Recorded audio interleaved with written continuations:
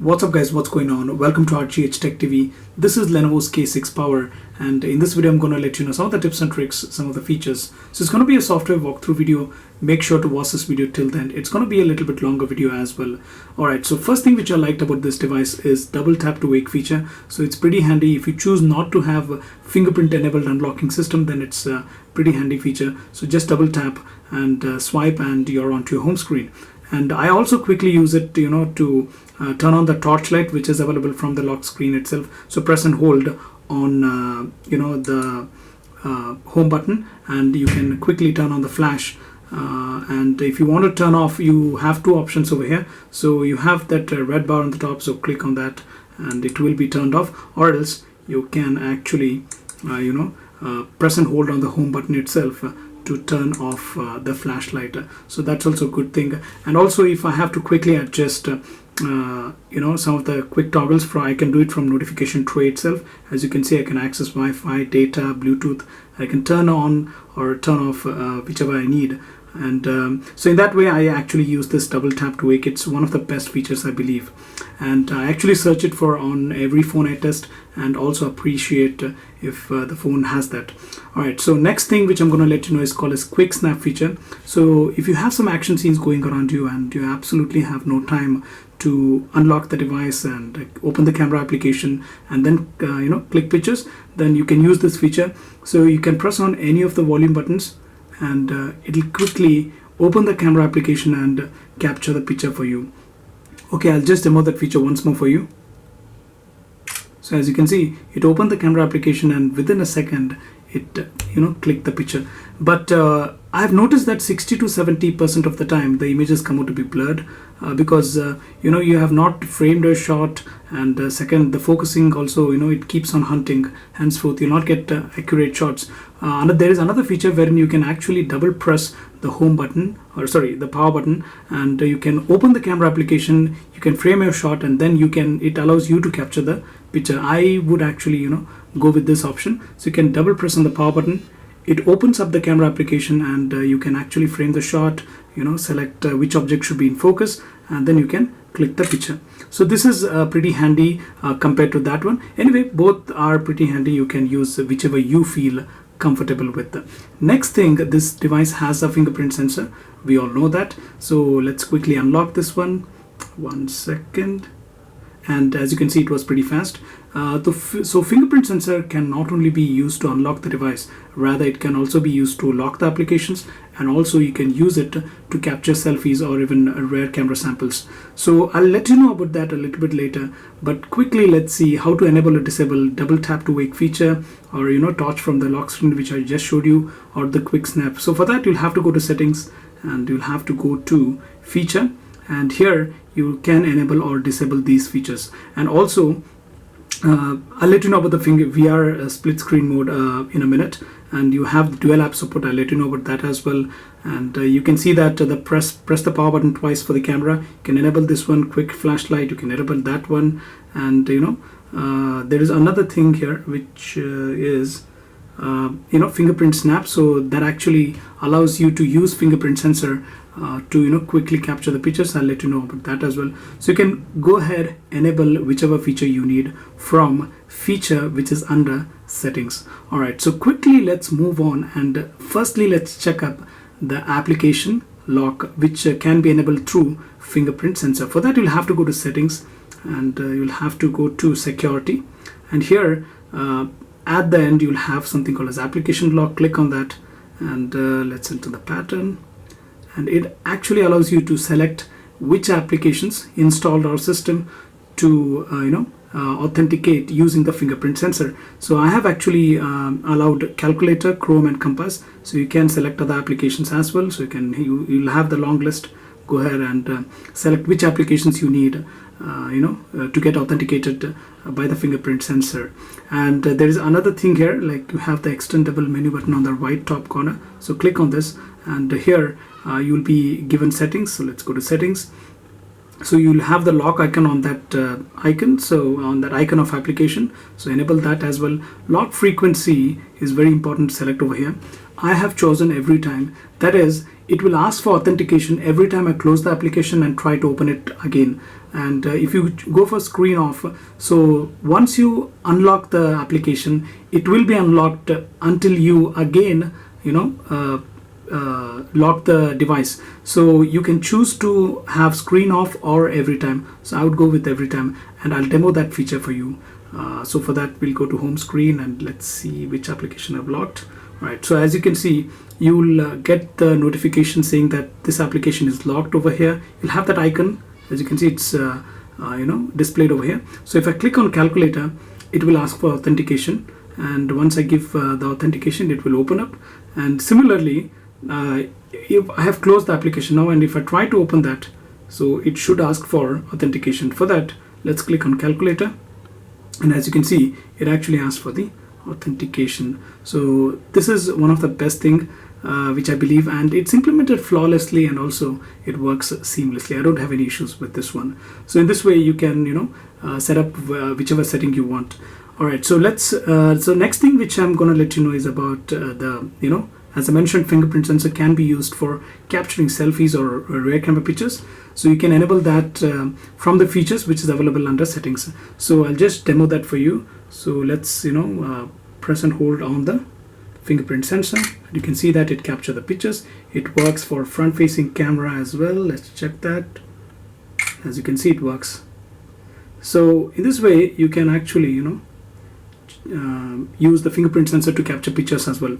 Now there is another thing over here, 170 camera application. I'll let you know that as well, and that is you can use volume buttons as dedicated shutter buttons.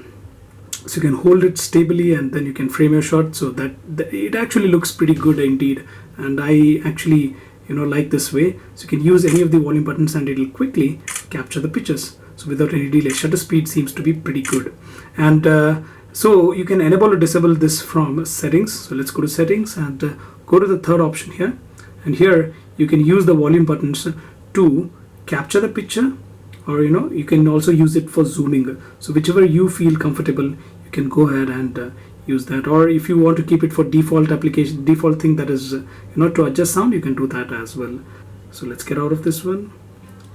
All right, and not only that, guys, so if you have headphones like this, so which has volume buttons, as you can see, this headphone has a volume buttons, that is plus and minus. You can also use this one to capture pictures. So quickly let's demo that as well. So for that, let's connect this one. Okay, it's on top. Fine. And if you press the volume buttons, you can quickly capture the pictures. So that's also a pretty handy thing. And if you come to home screen and if you use this, it will be used to adjust the volumes. So that's pretty good thing. And next thing which I'm going to let you know is about VR split screen mode. So it's a very unique thing to Lenovo phones, and it's actually for that you'll have to enable it under features. So let's go to settings and let's see if it's enabled. Let's go to feature and let's go to VR mode switch. Yes, it's on. So once it's on, you press and hold the power button, and you will be prompted for the to turn the VR mode on. So in this way, you can actually split the complete UI, system applications, and also third-party applications. So you can actually experience complete UI in the VR headset. So it's like taking VR headset, VR experience to a whole new level. And I believe that it's a pretty good thing that Lenovo phones have it. Lenovo Vibe K4 Note had it. Lenovo Vibe K5 Note had it. Lenovo K6 Power also has it, so which is a pretty good thing. So quickly let's turn it off. So for that, you again will have to press the power button, and then you can you click on the VR mode and it will be turned off. And if you notice, the switching also was seamless. It did not take not even more than 2 or 3 seconds. It just happened in a second. So that's also a good thing. The UI itself is pretty snappy, as you can see. Alright guys, now the feature which is very near and dear to Lenovo is Dolby Atmos. So quickly let's move on to that feature. So you'll have Dolby on the quick toggles. Press and hold on it, and it will actually take you directly to that application, or you can say settings. So here you'll have preset modes. I cannot express my experience, but it was just amazing using this Dolby Atmos. So make sure that it's turned on, and you can actually select the preset modes like movie or music or game, right?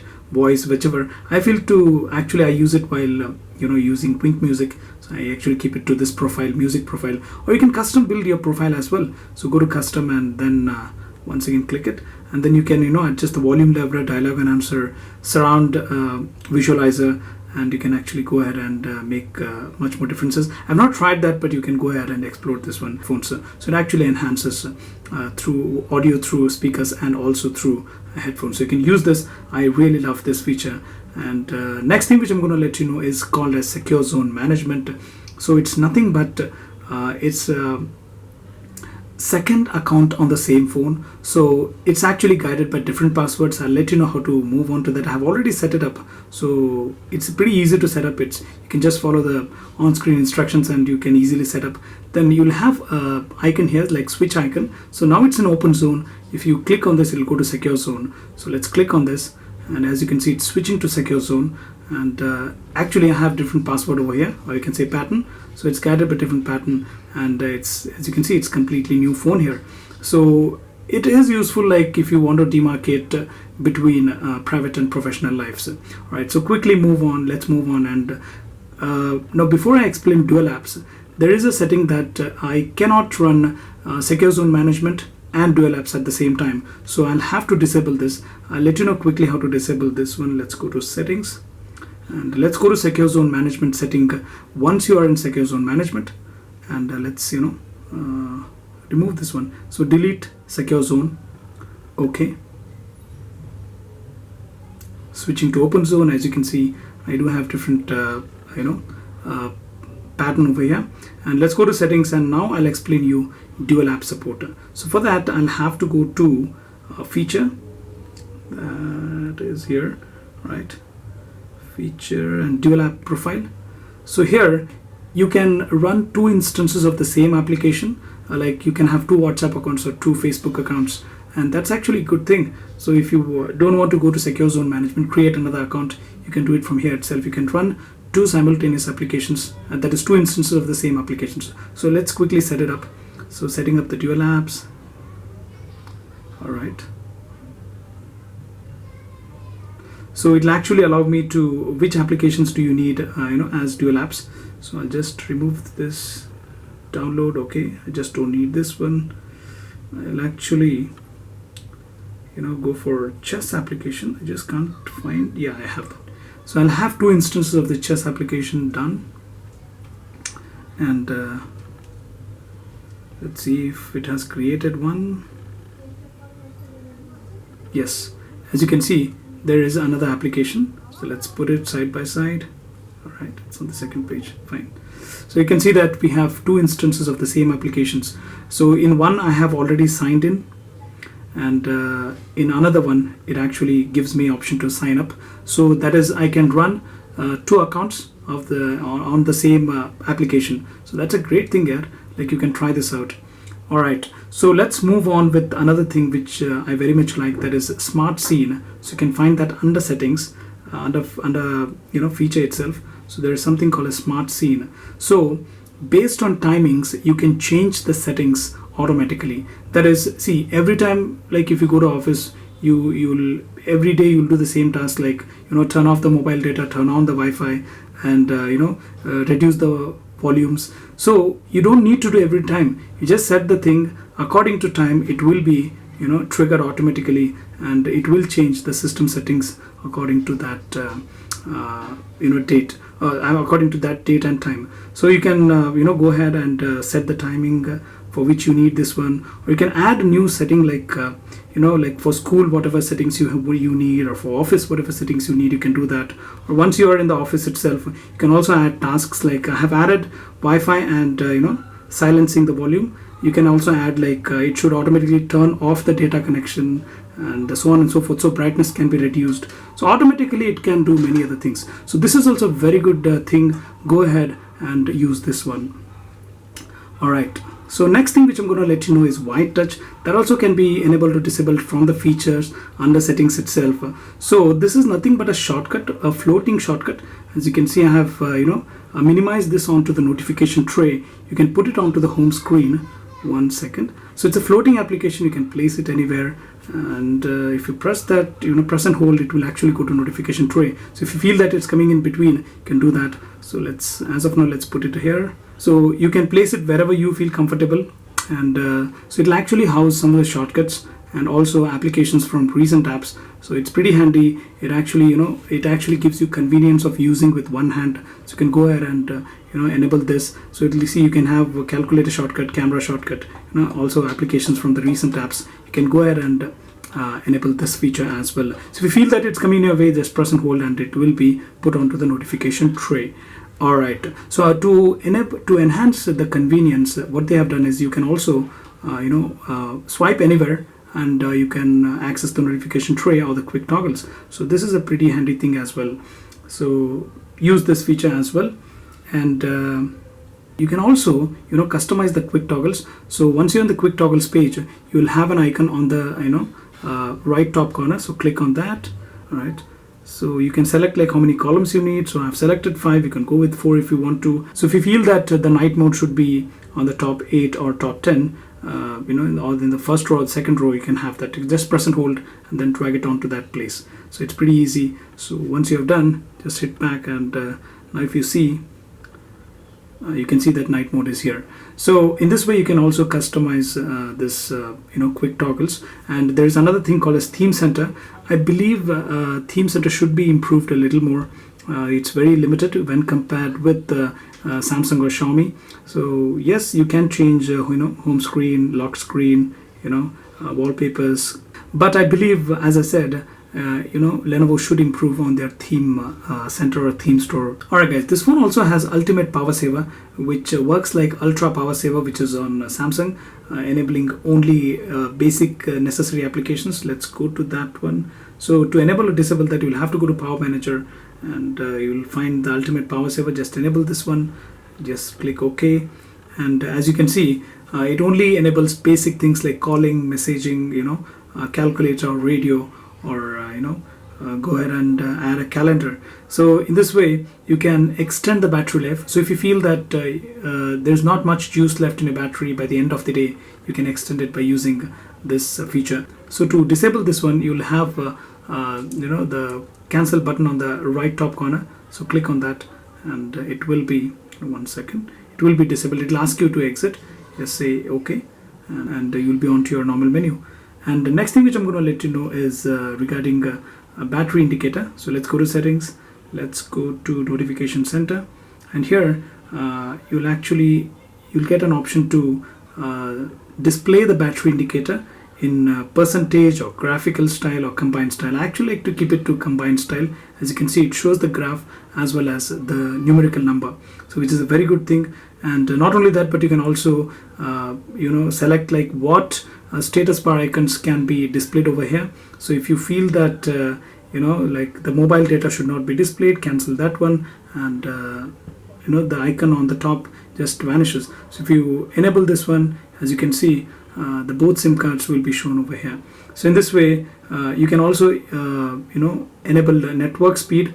So by doing that, it will actually show you at what network speed your phone is connected to internet, be it mobile data or be it Wi-Fi. Let's demo that one.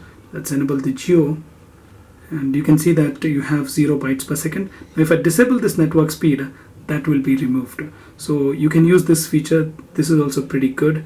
Let's disable this one as of now, and let's quickly move on to display settings. Under display settings, you actually have something called as color mode. So here you can actually select between two options. That is, one is normal and one is vibrant, and you also have brightness protection, or you can say night mode, but it actually necessarily dims down the display to the lowest brightness possible, but I don't think so this is a night mode. So exact night mode would be enabling a blue light filter, which it does not do. I have a partial solution for that, and that is use Opera Mini browser. So once you use this, you'll actually, so if you're browsing, you can enable the blue light filter. For that, you'll have to go to settings and you'll have night mode. So enable this one, and then also enable the reduce eye strain. So by this, you can enable the blue light filter, which gives you that yellow tint to the display, and which is actually considered to be good for while browsing, if you have the habit of reading late night on bed, this is considered to be good. So as you can see, it is only enabled in this browser. So if you choose to browse something, you can go ahead and do that. So as of now, let's disable this one. Let's go to night mode, disable this one, and let's go to normal mode. So this was one of the things which I wanted to mention. The next thing is, it also supports USB OTG pendrives, so that's a very good thing. So you actually have the hybrid SIM slot. So at any given point of time, you can have 2 SIM cards or 1 micro SD card and 1 SIM card. So if you want to expand the storage, you can use USB OTG pendrives. And also through USB OTG, I have demoed that in another video. You can also reverse charge, that is charge another phone with this phone. So that's also supported through USB OTG cable. And one more thing which I'm going to mention is about priority notifications. For that, let's go to settings and let's go to notification center, and let's go to app notification management. And here, one second, let's allow it to load the applications. As you can see, it loaded the applications. And so now if you feel that notifications for chess should be on priority, then you can also set that. As you can see, you have that option to set it to priority. You can do that one. So whichever you feel the games you have installed or the application you have installed needs the priority for the notifications, then you can go ahead and enable or disable it from here. And also if you go to applications, you have a settings icon on the top right corner. Click on that, and you'll have something called as app permissions. So from here, you can control what applications can access your microphone, what applications can access your camera. Now there are like 7 applications which have access to the microphone of mine. So if you feel that you don't need that, you see, if you feel like messaging should not use my microphone, go ahead and disable that one. Or else you feel it's necessary to include that, go ahead and enable that one. Right? In this way, you can actually control like what applications can access your system settings, like microphone or camera or even body sensors or so. So you can access that under applications, under app permissions, that you can find on the top right corner, the settings icon. Click on that and go ahead and enable or disable that one.